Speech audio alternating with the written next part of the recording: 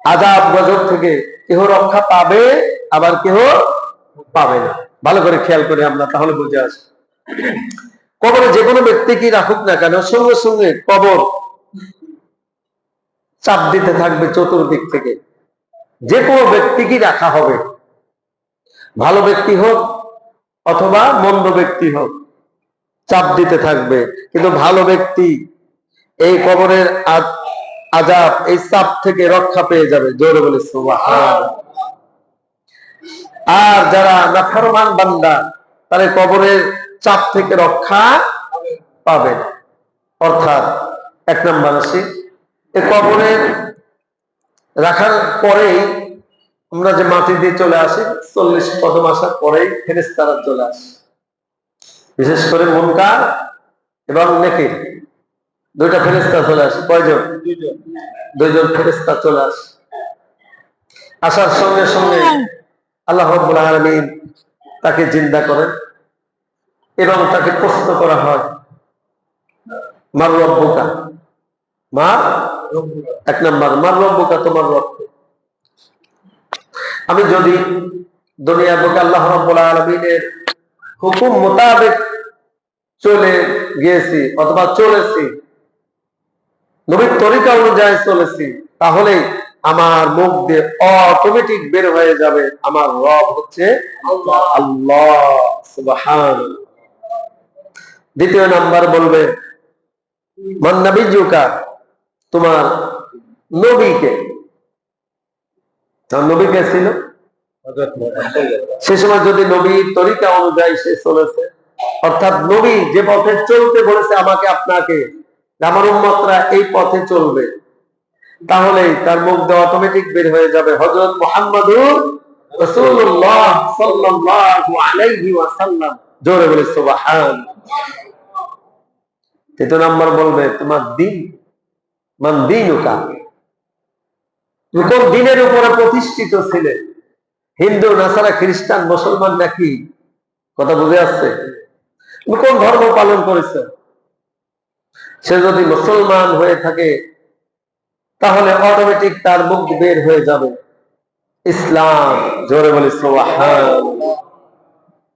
আর যে সমস্ত পথে চলে নাই, হাজারো চেষ্টা সে করতে চাক না কেন, সে কিন্তু পারবে।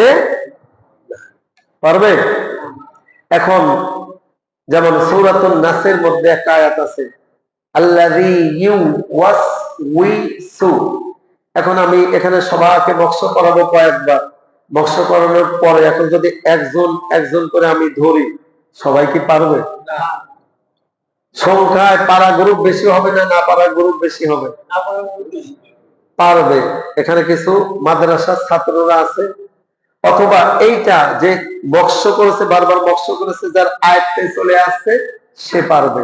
আর মাদ্রাসার ছাত্ররা পড়েছে, তারা কিন্তু পারবে। ধরার সঙ্গে সঙ্গে কি বলবে? আল্লাযী ইউওয়াসউইসু ফি সুদুরিন নাস, সঙ্গে সঙ্গে বাবা উত্তর দিয়ে দিবে।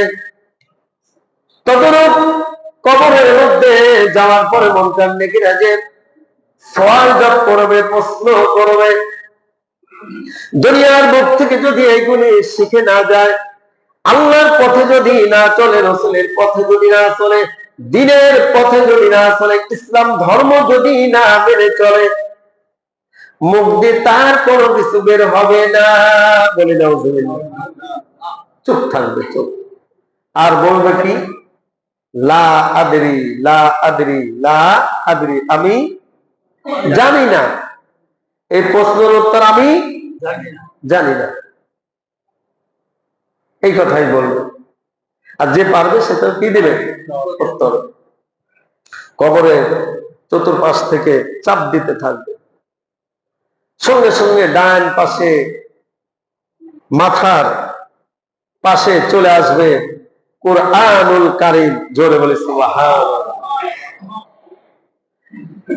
ও বাবা, ও যুবকেরা, ওই ব্যক্তি যদি দুনিয়ার বুকে কোরআন তেলাওয়াত করেছে, কোরআন পড়েছে এবং কোরআন অনুযায়ী সে জীবন যাপন করেছে, এই কোরআনই বলবে, হে আল্লাহ ফেরেশতা, এইদিকে তুমি এসো না, এইদিকে তোমার জায়গা নাই, তুমি অন্য সাইডে চেষ্টা করো। কেন? দিবা রাত্রে, রাতে অথবা দিনে সেই কোরআন আল্লাহ রাব্বুল আলামিনের তেলাওয়াত করেছে। জোরে বলে সুবহানাল্লাহ। এবং এই কোরআন অনুযায়ী দুনিয়ার বুকে জীবন গড়েছে, কোরআন অনুযায়ী সে চলেছে, এমনকি 5 ওয়াক্ত নামাজ সে সঠিকভাবে আদায় করেছে, নামাজের মধ্যে সে কোরআন তেলাওয়াত করেছে। কাজেই এই দিকে তোমাকে আসতে দেওয়া হবে না, তুমি অন্যদিকে যাও। জোরে বলে সুবহানাল্লাহ। অর্থাৎ কোরআন এই সময় একটা ফেরেশতায় পরিণত হয়ে যাবে, একটি মানুষের মতো এরকম হয়ে যাবে। সে আর ওই কবর চাপ দিতে আসবে, ও ঠেকায় দিবে।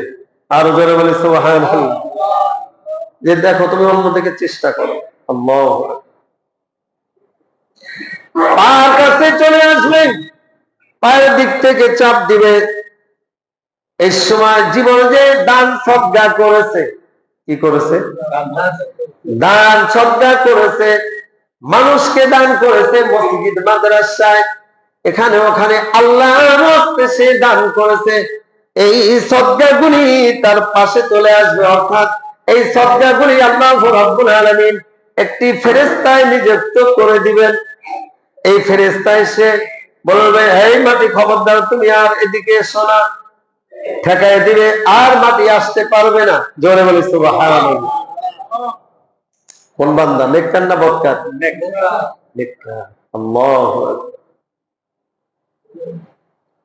আর মাটি সামনে অগ্রসর হতে পারবে না। আল্লাহু আকবার।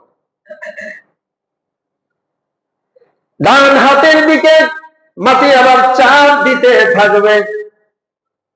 এই সময় তদ্রুপ ওই রকম দুনিয়ার মুখে তার উপরে যাকাত ফরজ হয়েছিল। কি বলে? যাকাত।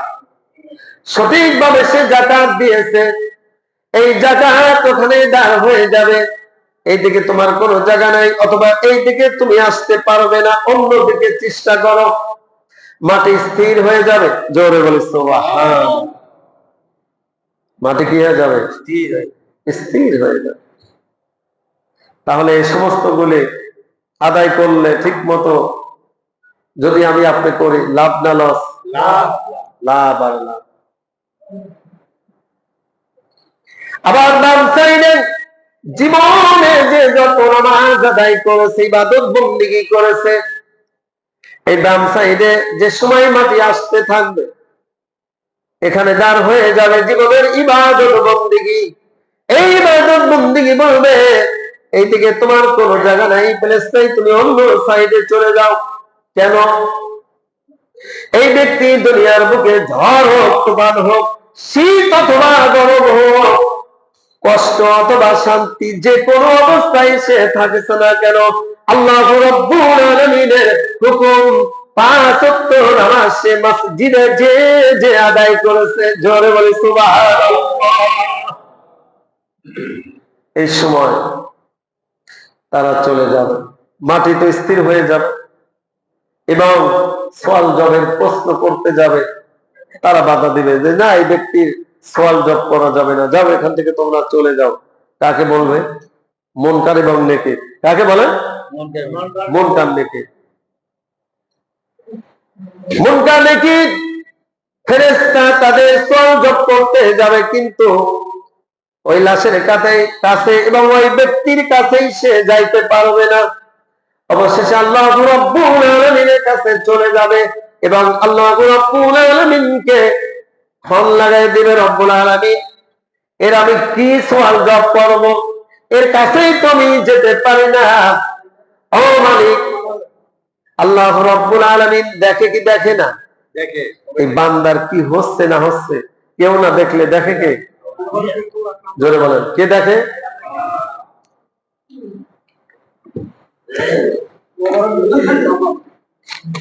দেখে আল্লাহ রাব্বুল আলামিন। আল্লাহ তো দেখতেইছে।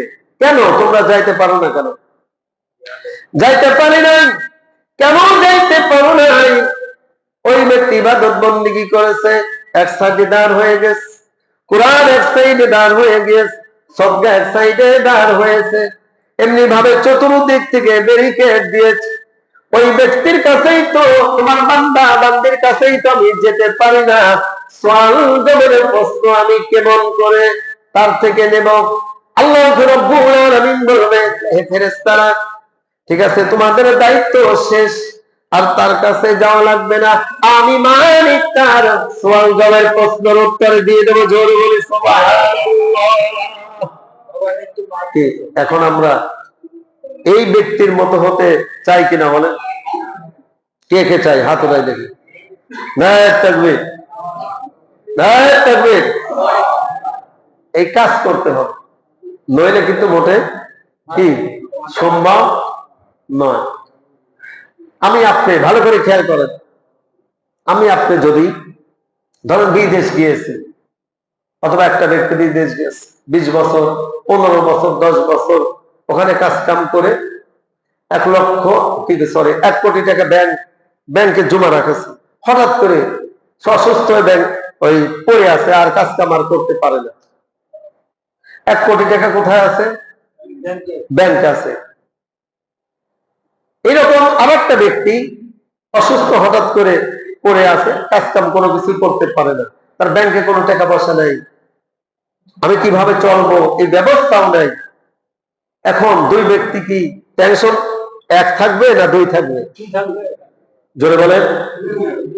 দুই ধরনের থাকবে। অর্থাৎ যার ব্যাংকে 1 কোটি টাকা আছে সে কোনো টেনশন করবে না, দূর আমার জীবন বাদ বাকি এই টাকা পয়সা খাই চলে গেলি ফেলে, তারপরে যা হয় হোক গা, ঠিক কিনা বলেন? ও বসে বসে ব্যাংকের থেকে টাকা উঠাবে আর খাবে, কোনো চিন্তাই করবে না। আর যার কোনো ব্যাংক ব্যালেন্স নাই, সম্পদ নাই, কোনো কিছু নাই, শুধু কাজ করে খাইতো, টেনশন আরো বাড়বে না কমবে? আরো বাড়বে। অর্থাৎ মানুষকে টেনশনে অতি তাড়াতাড়ি কি হয়ে যায়? বৃদ্ধ হয়ে যায়। টেনশন অতি তাড়াতাড়ি সে কি করে? স্টপ করে আর মৃত্যুবরণ করে। আর অতি তাড়াতাড়ি কি করবে? সে মৃত্যুবরণ করবে।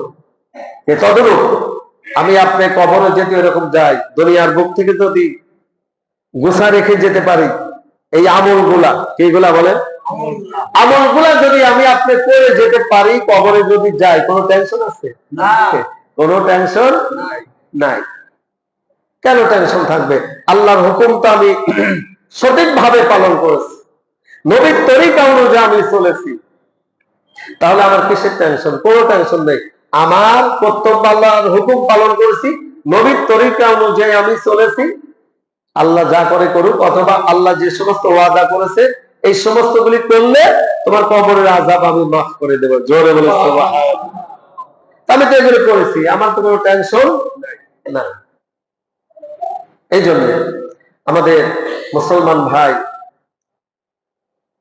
কালেমার পরে আল্লাহকে যখন বিশ্বাস করেছি, দ্বিতীয় নম্বরে কি? নামাজ। দ্বিতীয় নম্বর কি? নামাজ। এই নামাজ যদি আদায় করা হয়, নামাজের মাধ্যমে আল্লাহ রাব্বুল আলামিন কবরের আযাব আমার আপনার মাফ করে দিবেন। জোরে বলি সুবহানাল্লাহ। তদরূপ দ্বিতীয় নাম্বার, যারা নাফরমান বান্দা, যে সময় মৃত্যুবরণ করবে, বাবা কবরে রাখা হবে তাকে, কবরের থেকে সমস্ত কাজ সমাধান করে আমরা যে সময় চলে আসবো, আজকে স্বজনরা চলে আসবে, 40 কদম আসার পরে ইমন কামনে কি চলে আসবে সওয়াল জবাবের জন্য। মান রব্বুকা, মান দীনুকা, মান নাবিয়্যুকা, এরকম 3টা প্রশ্ন করবে। অত কোনো কিছুটা করেন নাই, আল্লাহর পথেও চলেন নাই, রাসূলের পথেও চলেন নাই, এবং ইসলাম ধর্মের মধ্যে যা কিছু ছিল এইগুলি সে পালন করে নাই। নামের ইসলাম ধর্ম পালন করেছে, কাজে নয়। আছে না? আছে। 1 নাম্বার, শুধু জুমা জুমা এসে নামাজ পড়ে, কি মুসলমান মধ্যে সে থাকবে না? মান তারাকা সালাতা মুতাআম্মিদান ফাকাদ কাফারা। আল্লাহ রাসূল বুখারী শরীফের মধ্যে বলতেছে, যে ইচ্ছাকৃতভাবে নামাজ ছেড়ে দিচ্ছে সে মুশরিক হয়ে যায়। কি হয়ে যায় বলেন? আমার কথা না, কথা কার? আল্লাহ রাসূলের কথা। আল্লাহ রাসূল জীবনে কি 2-1টা মিথ্যা কথা বলেছিল? একটা। কোনদিনও মিথ্যা কথা বলেন নাই, সেই রাসূল কিন্তু এই কথা বলেছে।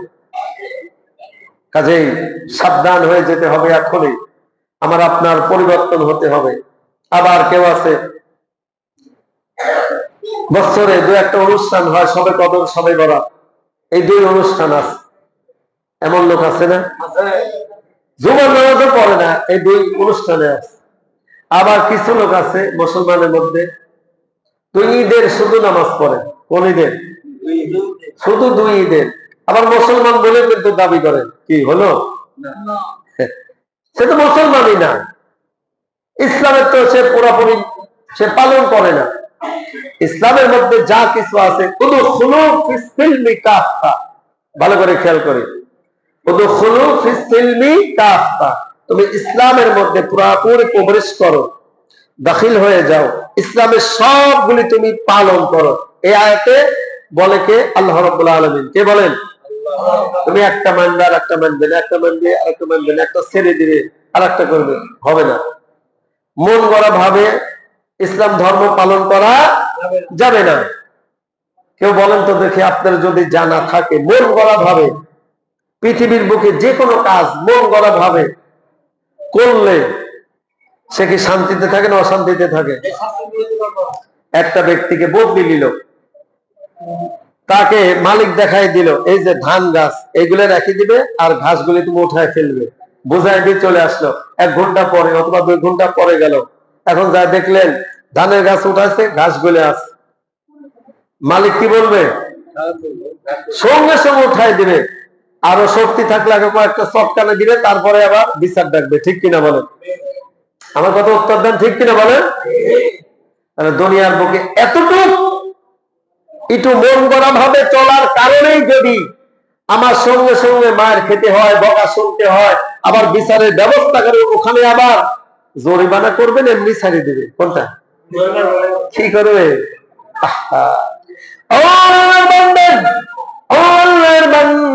দুনিয়ার বুকে যেমন তদরূপ মন গড়া ভাবে কোনো কিছু কিন্তু করা যায় না। বাবার এখান থেকে যে বাসগুলি ঢাকার উদ্দেশ্য করে রওনা হয়, যাত্রী উঠেছে, ওঠার পরে এখান থেকে চলে যাবে ইসাপুরা। ইসাপুরা যাওয়ার পরে ডান দিকে সে ব্রেক করবে। এখন ওই ড্রাইভার সাহেব যদি ডান দিকে ব্রেক না করে সোজা চলে যায় মামার দিকে, তারপর ব্রিজ পার হয়ে ওই পারে চলে গেল, এরকম খালি চালাতেই থাকবে, শুধু সামনের দিকে চালাতেই থাকবে মন গড়া। কিয়ামত শুরু হয়ে যাবে, কিন্তু বাবা সে ঢাকার পাবে না, পাবে তার একদিন মৃত্যু বরণ হয়ে যাবে, কিন্তু গন্তব্য স্থানে সে পৌঁছাতে পারবে না। শুধু তাই নয়, সোজা যাইতে যাইতে এক সময় দেখা যাবে রোড শেষ হয়ে গেছে, সামনে নদী। সে যদি ব্রেক না করে কোথায় যাবে? পানিতে যাবে।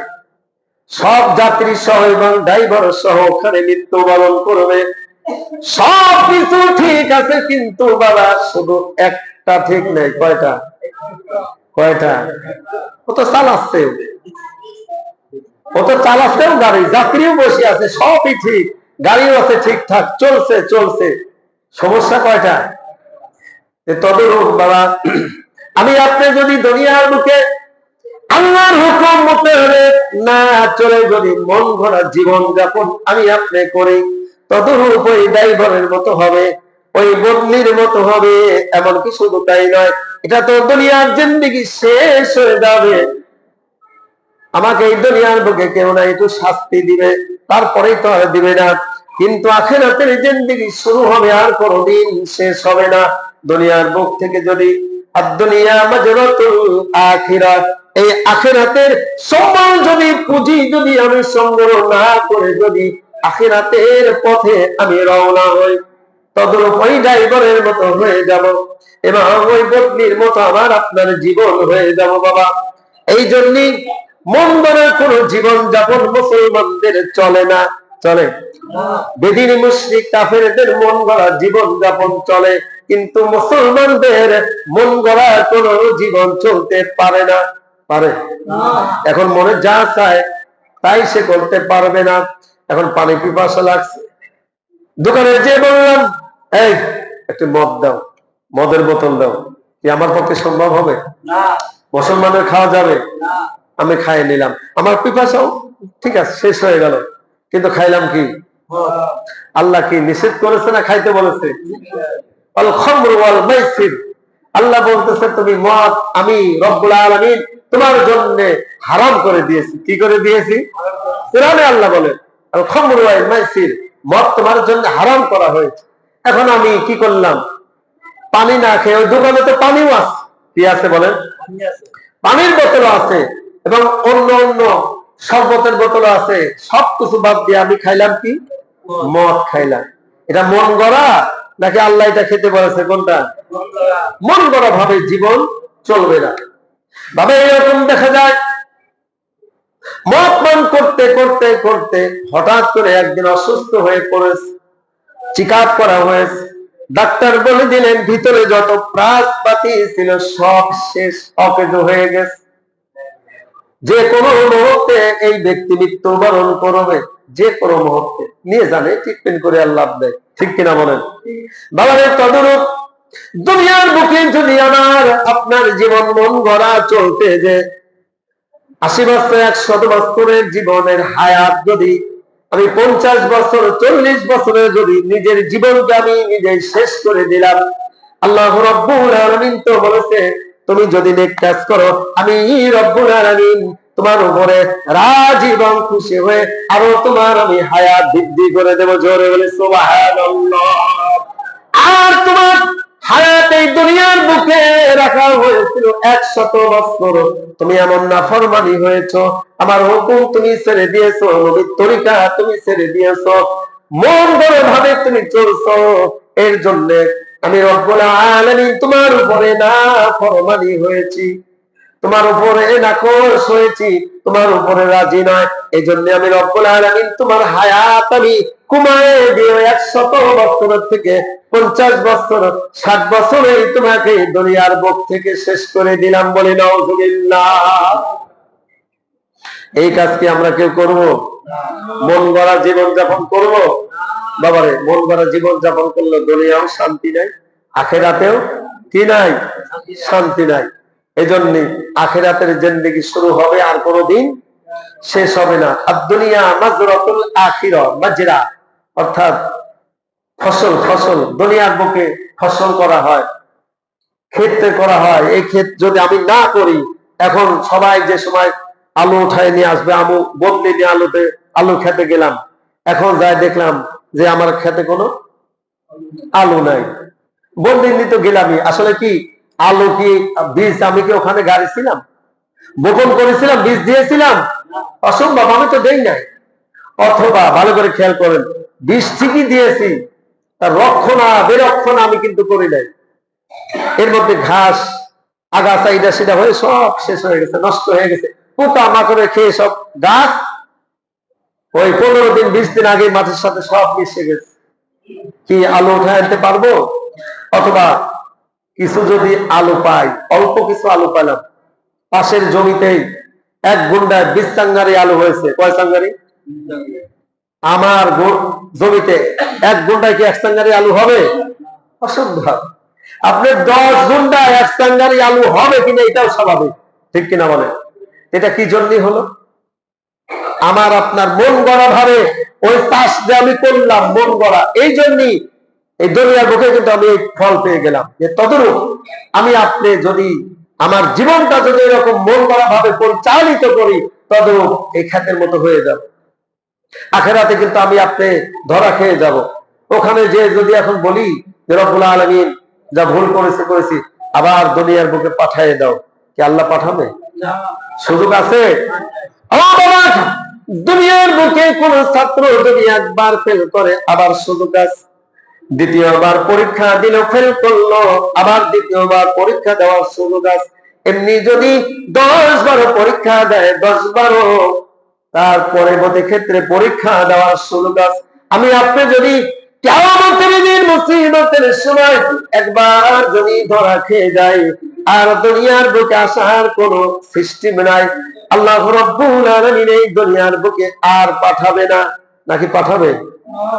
ধ্বংস তো হয়ে গেছে, আমি আপনি কোথায় আসবো? সব তো কিয়ামতের মাঠ। পৃথিবীটা কি হয়ে যাবে বলেন? পৃথিবীর মাঠ কি হয়ে যাবে বলেন? সব কিয়ামতের মাঠ পরিণত হয়ে গিয়েছে, আর দুনিয়া বলে কোনো কিছু থাকবে না। মানুষ মৃত্যুবরণ করার সাথে সাথেই তার কিয়ামত শুরু হয়ে যায়। কি শুরু হয়ে যায় বলেন? এক নাম্বার, ভালো করে খেয়াল করি, মৃত্যুবরণ যে সময় করবে কবরে রাখা হবে। নেককার বান্দা হলে আল্লাহ রাব্বুল আলামিন তার কবরে ওই জান্নাতের সঙ্গে তার একটি সুড়ঙ্গ রাস্তা করে দেবে। জোরে বলি সুবহানাল্লাহ। আলো বাতাস সিধা সিধা সবকিছু তার ওখানে আসতে থাকবে। এই বান্দা একটা ঘুম দিবে, এক ঘুমে কিয়ামত শুরু হয়ে যাবে। জোরে বলি সুবহানাল্লাহ। আর নাফরমানি যে হবে, কবরে রাখার সঙ্গে সঙ্গে আল্লাহ রাব্বুল আলামিন জাহান্নাম থেকে একটা সুড়ঙ্গ রাস্তা করে দিবে। যেমন হামাস ভাইরা আজ ফিলিস্তিনে যেটা করেছে, সুড়ঙ্গ রাস্তা, ঠিক কিনা বলেন? মাইলের পর মাইল, শত শত মাইল সুড়ঙ্গ দিয়ে কোথায় চলে গেছে আল্লাহ আর হামাস ভাইরাই জানে, ঠিক কিনা বলেন? তদরূপ এরকম নাফরমানীদের জন্য জাহান্নাম থেকে একটি সুড়ঙ্গ রাস্তা করে দিবে। এর মধ্যে জাহান্নামের আযাব গজব আসতে থাকবে, আর এই ব্যক্তি আযাব গজব সইতে থাকবে। এই কবরের মধ্যে কতদিন যে তার কবরের জিন্দেগি হবে কেউ জানি? আমি আপনি জানি? জানি না। ভালো করে খেয়াল করেন, আল্লাহ রাসূলের হাদিস যে সবচেয়ে পরে মৃত্যুবরণ করবে তারই কবরের জিন্দেগি হবে, তারই কবরের জিন্দেগি হবে ৭০,০০০ বছর। কয় বছর? ৭০,০০০ বছর। তাও আবার এই দুনিয়ার হিসাবে না, আখিরাতের হিসাব আরো অনেক অনেক বড়। এজন্য সবার কাছে আমার অনুরোধ, আমরা বাকি জিন্দেগি যেন আমরা সবাই ৫ ওয়াক্ত নামাজ আদায় করতে পারি মসজিদে এসে, এবং দান সদকা যেন করতে পারি, কোরআন শরীফ যেন তেলাওয়াত করতে পারি, এবং নামাজ রোজা ইবাদত বন্দেগী যেন করতে পারি, যেন আমাদের এইগুলি কবরের পাথেয় হয়ে যায়, কবরের আযাব গজব থেকে বাঁচার হাতিয়ার হয়ে যায় ইনশাআল্লাহ। আল্লাহ রাব্বুল আলামিন আমাকে আপনাকে এগুলি করার তৌফিক দান করুক। আসলে কবরের আযাব যে বাবা কেমন, আল্লাহ রসুলকে আল্লাহ বলেছে, হে রসুল আপনি কবরের আযাব আপনি দেখেন না। ভালো করে খেয়াল করেন, কবরের আযাব আপনি দেখেন না। দুনিয়ার মানুষ যদি এই কবরের আযাবটা দেখতো, দুনিয়ার মানুষ কেউ ঘর সংসার করতো না, কেউ কোনো কাজ কাম করতো না। এই কবরের আযাব থেকে বাঁচার জন্য সে দেওয়ানা হয়ে যেত, পাগল হয়ে যেত, খাওয়া দাওয়া কোনো কিছু তার খেয়াল থাকতো না। একমাত্র খালি আল্লাহ রাব্বুল আলামিনকে বলতেন, রব্বুল আলামিন এই কবরের আযাব থেকে তুমি আমাকে রক্ষা করো, কবরের আযাব থেকে তুমি আমাকে রক্ষা করো। আল্লাহ রাব্বুল আলামিন আমাদের সবাইকে কোরআন এবং হাদিস থেকে মুক্তাসার যাই কিছু বললাম আমাদের সবাইকে বোঝার এবং আমল করার তৌফিক দান করুক। ওয়া আখিরি দাওয়ানা আলহামদুলিল্লাহি রাব্বিল আলামিন।